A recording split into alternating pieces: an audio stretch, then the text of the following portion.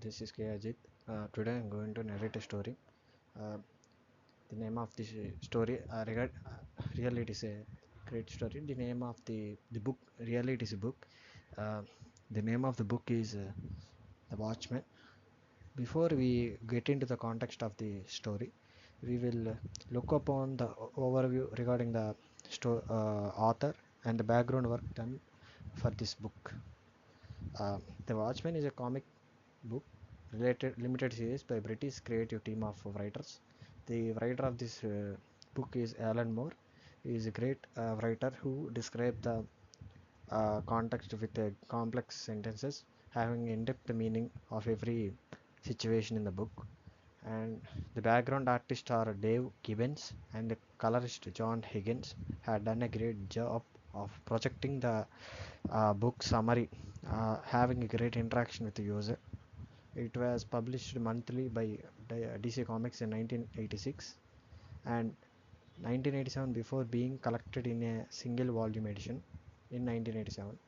Watchmen originated from a story proposal Moore submitted to DC Comics, featuring a superhero characteristic that the company had acquired from Cartoon Comics, and as Moore proposed, the story would have left many of the characteristics unusable for the future stories. Managing the editor Dick Cardew convinced Moore to create original characteristics instead.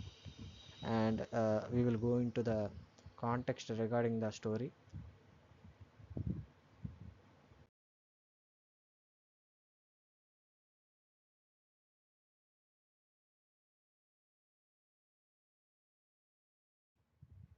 Here we find um, characteristics in the story. He is one of the character who need to who act as a who is plays a negative role in the story. Uh, the story. Let's get into the summary of the story briefly. Um, the main theme of the story is the watchman who watches the watchman. The majority of the story is told from a objective third person perspective, which with panels showing all the characteristics and their actions. Alternate views are shown through Rochnell's journals. These are biased towards his understanding and but are necessary to create a greater character depth. Uh, Here we seen that work done by the artist and the colorist by projecting the story actually it's it's create a sense of reality in this work done by the artist and the colorist of this book. In this slide we can find the uh, negative person in the third man perspective, finding the clues about the watchman. Here we seen that the costumes and the evidences regarding the clues regarding the watchman. Um, and when discussing the watchman, it's a cruel to understand how Alan Morgan and Dave Gibbons masterfully manipulated the story, and it's carefully constructed the web of interconnected elements that explains the story's depth and impact. Before we get into the actual story, we're just seeing the type of narration by breaking down the traditional grid. Dave Gibbons used the 9 panel grid is defining the feature. While it creates a sense of order, it also allows for materials controls of pacing and detail. This structure is something uh, create a sense of reality, sometimes broken. However, it is to emphasize the key moments, creating a feeling of uh, description. And this manipulation of the comic book panel structure itself, and we can found it creates the lines of a story. It's doesn't mean the it's not mean only the images, but it's acting as a video while we are reading the book in depth. And the way the creators of Watchmen broken the story borders, let we look into the next slides.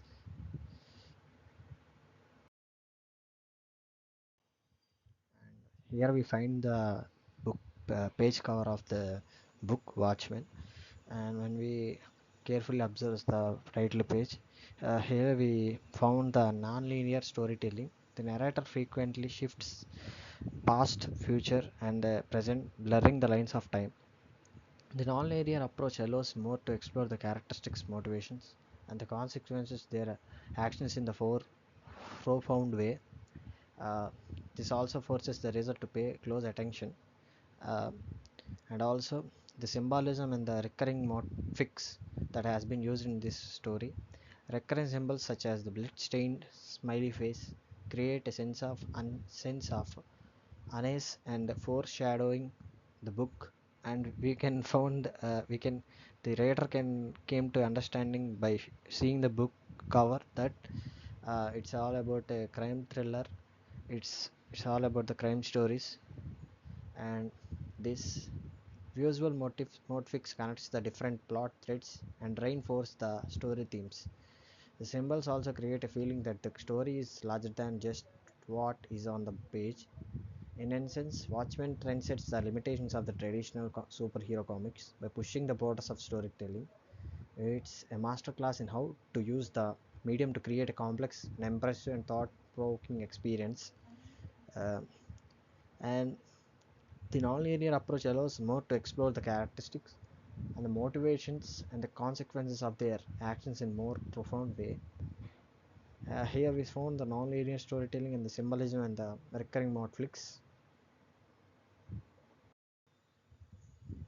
And when we came to the conclusion of this review, The Watchmen is a dark and deep story about what it would really superheroes exist in this modern world.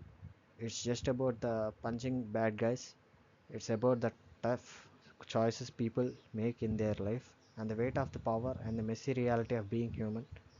I think I could not prefer this book to the children below 15 where because it's consisting the context and the scenes regarding the uh, crime and the violence that makes the way of it may give a sense of great feeling for the adults, but it could not made a great effect to the children, and I think it's made the children to lead in a negative way. So I could not prefer this book to the children.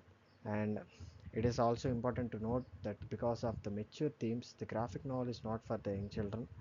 And we can found in this book the messy reality of being a human. It's a book that stays with you longer after you finish reading it. I think it's harder to remove it from our memory by reading this book. And here I will end this review. I had a great experience by reading this book. It's a great time with this spend with this book, and thank you.